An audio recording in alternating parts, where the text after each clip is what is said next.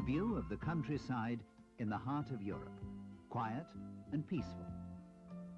For nearly 40 years, a common sight in Western Europe, where peace has been something we almost take for granted.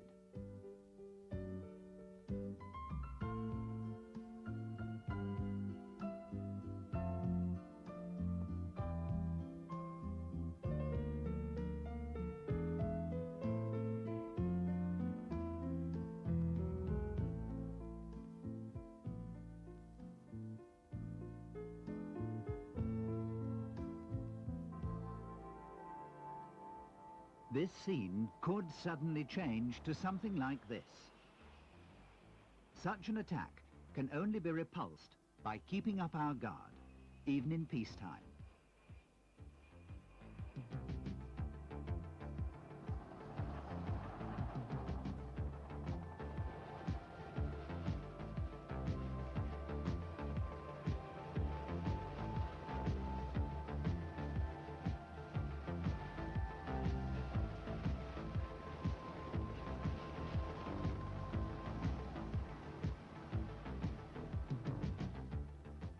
Sixteen nations have committed themselves to the joint defense of Europe by creating the North Atlantic Treaty Organization. They've entered into this commitment on the basis of a determination to defend their shared common values. But such a multinational alliance faces many problems arising from differences in language, equipment, and tactical planning.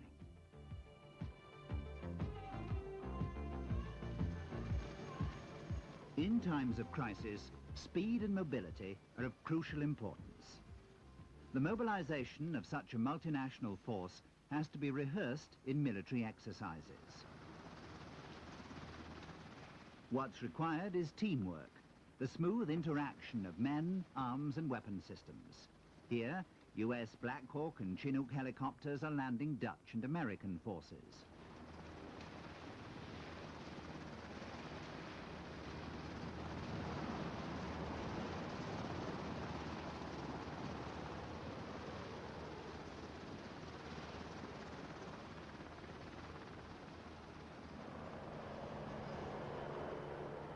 One of the jobs of the maneuver umpires is to judge how well each unit executes its part of the exercise.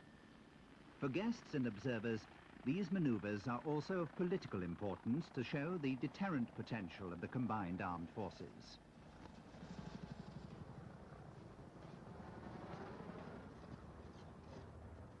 Contacts, communication, cooperation form the essence of the exercise. Only the swift and uninterrupted flow of information can ensure the effective operation of a multinational force. That Green starts a mass attack, especially in the western sector, is still far from the FIBA. The first combat contact was... This is the nerve center of the exercise, the maneuver control center. Whatever goes on out on the field is reported by radio and telephone. All troop movements are shown with small tags and arrows. Here, one can get an idea of the complex organization necessary for such an exercise. A labyrinth of offices and control points.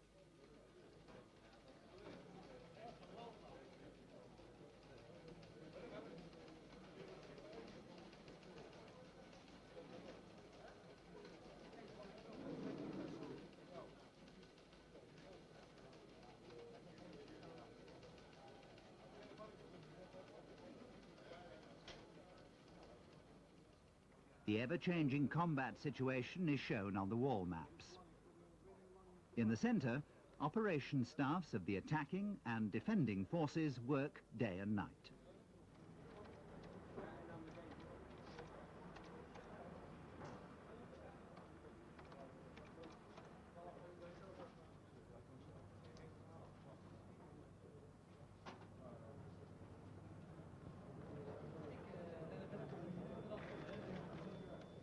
TV monitors displaying troop movements charted on maps relay the information to various command posts in the center.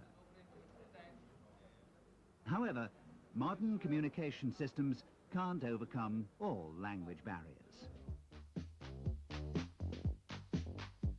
But one can always fall back on that most international of all languages, sign language.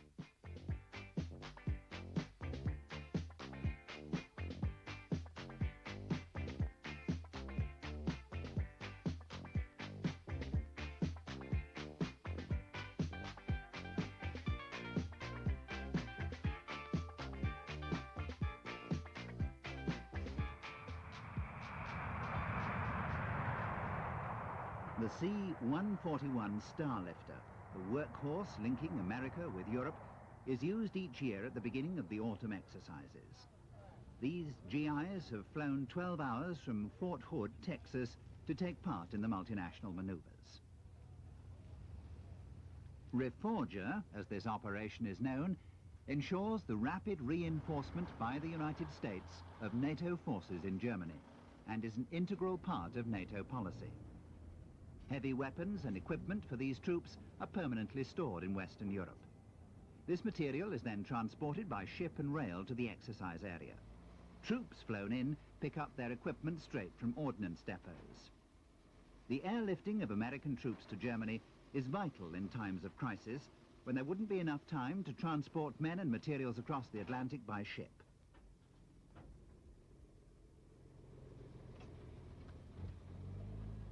Equipment for the airlift forces is stored in the Federal Republic, the Netherlands, and in Belgium. $4 billion worth of material, enough to equip 4 divisions of 60,000 men. These troops would serve as the essential reinforcement to the 250,000 US soldiers already stationed in the Federal Republic.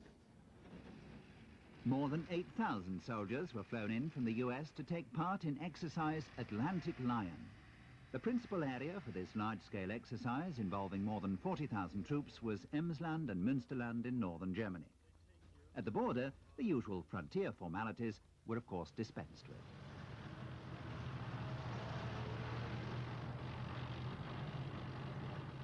The Dutch army had overall command of this exercise, and they also contributed the largest single contingent, 25,000 men. The German Bundeswehr provided 10,000, and British forces accounted for a further 600.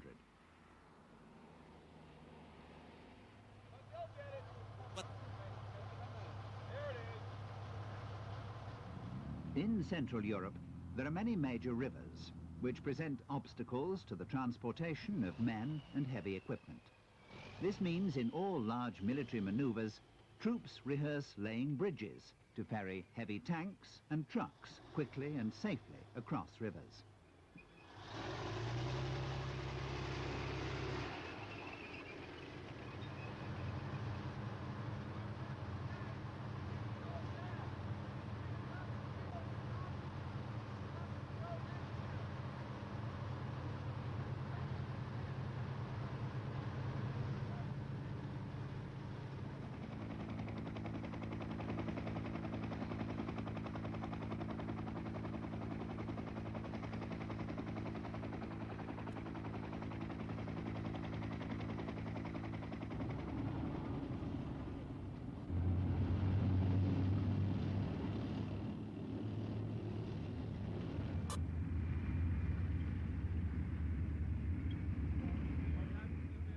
Once the troops have been deployed and equipment assembled, communication systems must be set up.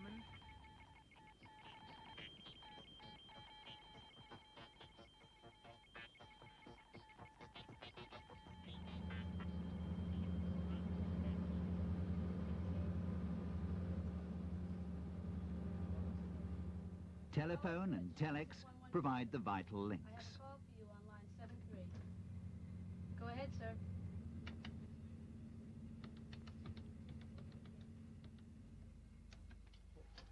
This is operator Apollo. You want to have Capricorn? Centraal Apollo. Capricorn, uitknekt. Centraal Apollo hier. Ja.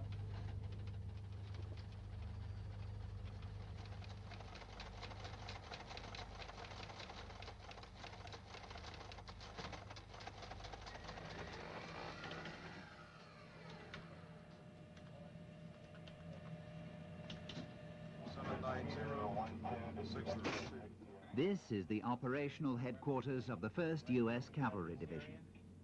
These men from Texas belong to a division with a long and proud tradition, which began with defending American settlers as they moved westwards and later took them into World War II, Korea and Vietnam. Coordinating units under difficult conditions is a job they do best.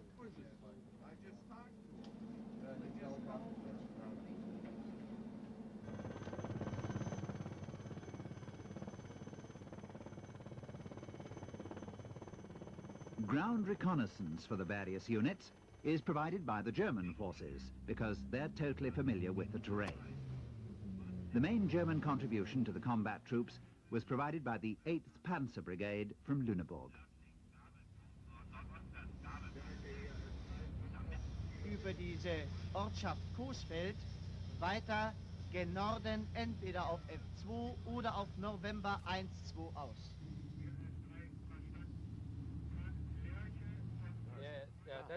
The German anti-tank helicopter pilots are briefed on the job to be done. This occurs in various places hundreds of times a day. The success of any exercise depends on such careful preparation and organization. Feindlage. Feind greift auf gesamter Breite der Brigade 42 an. Im linken Teil, vor Panzerbataillon 3, geringe Feindseligkeit, das Panzerbataillon hat die Situation voll im Griff. An der rechten Flanke, bei Bataillon 45, sind hier, wie ich zeige, Rückenteile gesichtet worden und somit erwarten wir dort gepanzerten Feind.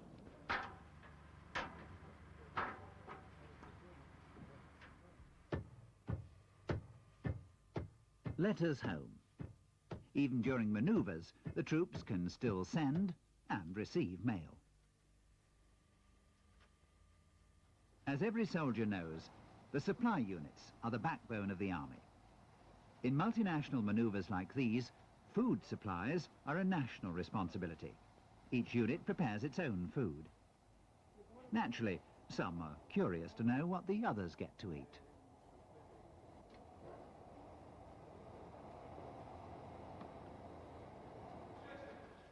The supplies must be there on time. Otherwise, there'll be long faces, because, as soldiers say, no bite, no fight.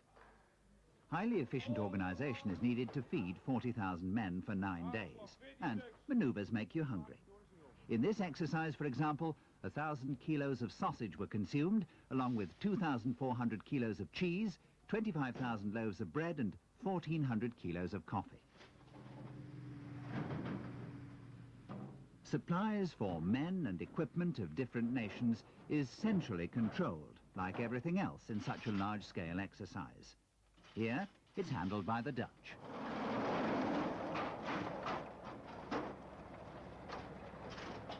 Fuel for the track and wheel vehicles is delivered to the frontline troops in jerry cans. This fuel can be used in the vehicles of all NATO nations.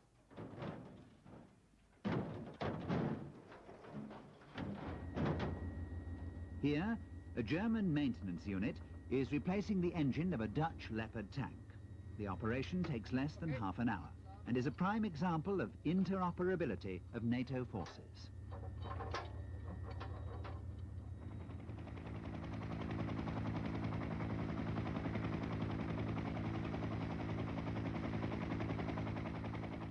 In every big military exercise, of course, there have to be facilities for the care and transportation of the wounded.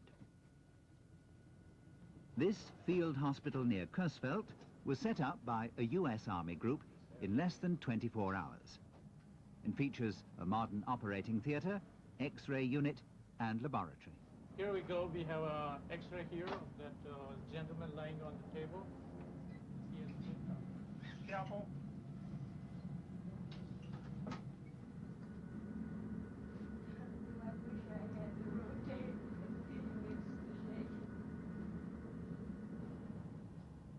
The field hospital can handle everything, from acute emergencies to small injuries suffered during the exercise. The medical orderlies had a quiet time. Few of the 1,200 beds had to be used during this exercise. Contrary to what this sign says, this is not a holiday down on the farm, but a breather during maneuvers is just as welcome. At the height of the exercise, soldiers sometimes have to go without sleep for 24 hours, so they're grateful for even a few minutes of rest.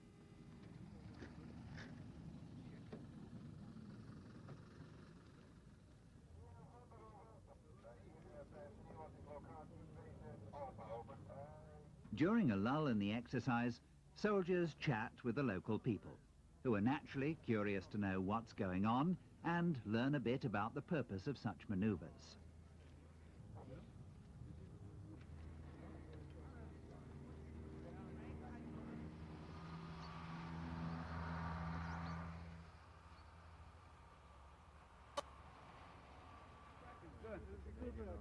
Good cracker. Fully dry. You need a beer. There's also time for contact between the soldiers of the various nations. Getting to know each other helps build bridges. NATO forces are striving to standardize equipment. In the meantime, it's important to know something about the weapons used by one's allies.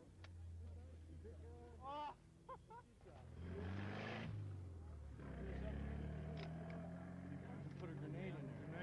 Yeah. And you shoot it down. Push it down. And here's the trigger.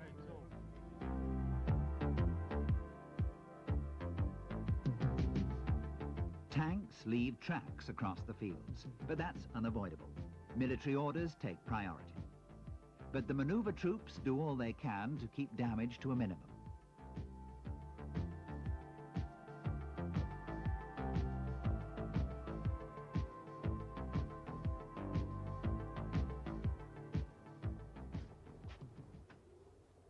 Each of the NATO forces has its own special unit to record maneuver damage and to provide for immediate repairs or compensation.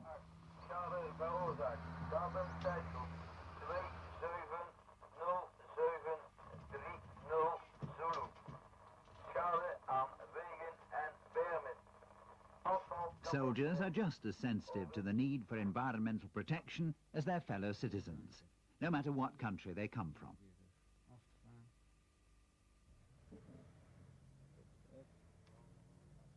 Here, a German farmer reports what's happened to his land to a Dutch damage control unit. 2-7.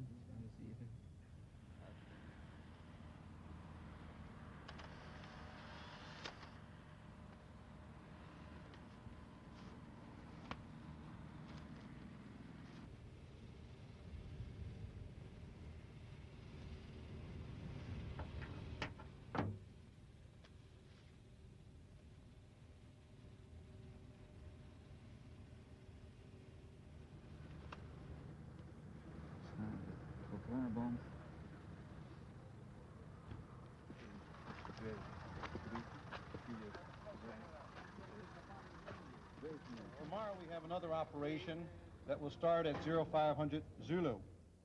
In all maneuvers, safety takes priority. Handle this particular operation. But I'm very pleased with your cooperation. German local police, Thank you very much. Dutch military police, along with Bundeswehr and American military police. Another example of multinational cooperation in NATO maneuvers. To reach the exercise areas, tanks and trucks must use public roads. For this reason, traffic safety is a prime concern during the exercise to ensure the protection of the civilian population living in the area.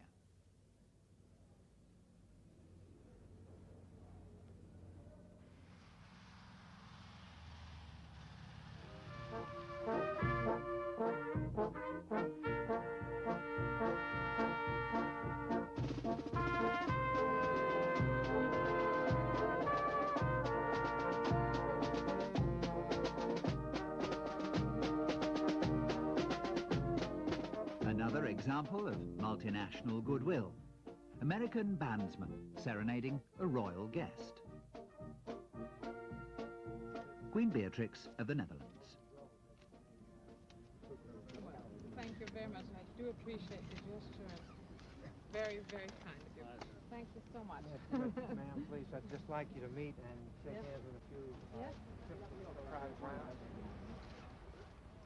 Amongst the other VIPs was one of the Queen's countrymen NATO's Secretary-General Joseph Luns, accompanied by members of NATO's military committee.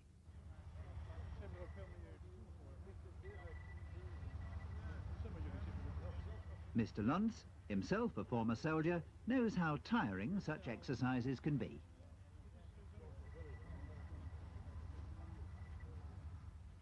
The Supreme Allied Commander Europe, General Bernard Rogers, declared that the annual autumn manoeuvres serve to strengthen the ability of NATO's forces to react with flexibility to any aggression.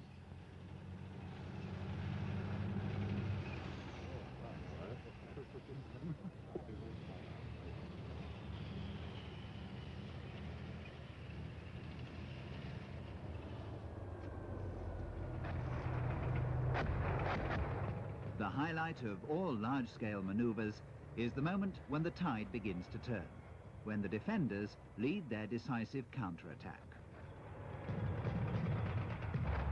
Unlike the Warsaw Pact forces, which are trained for attack and invasion, NATO troops are trained principally for containment and defense. Though no real firings actually take place, blanks and smoke often suffice to create a combat situation.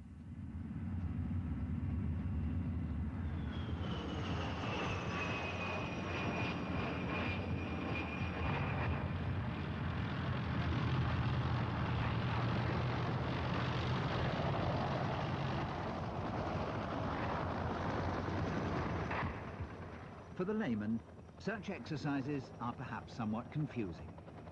One sees tanks, soldiers and aircraft in action, but there seems to be no order to the activity.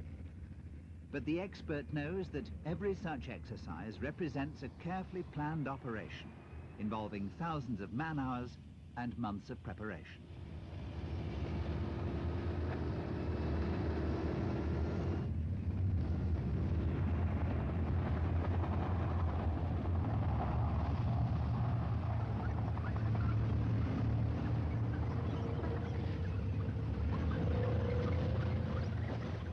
Elsewhere, the initiative of the individual soldier is continually put to the test.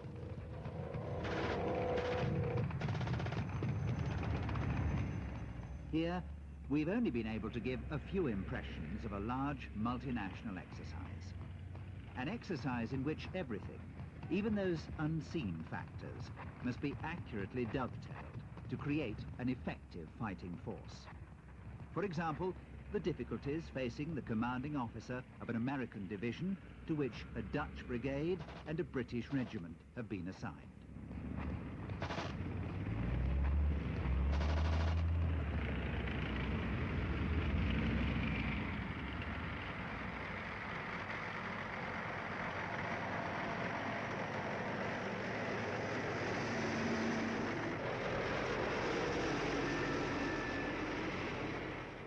The smoke disperses, the battle is over, the maneuvers are completed.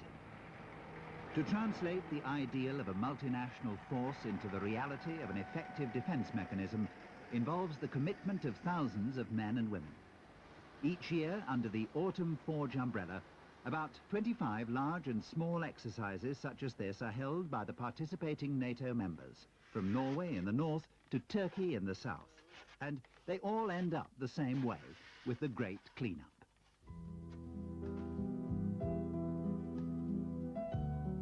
The traces can still be seen in the fields, but nature will soon obliterate them. The soldiers have long since returned to their barracks, having done their duty.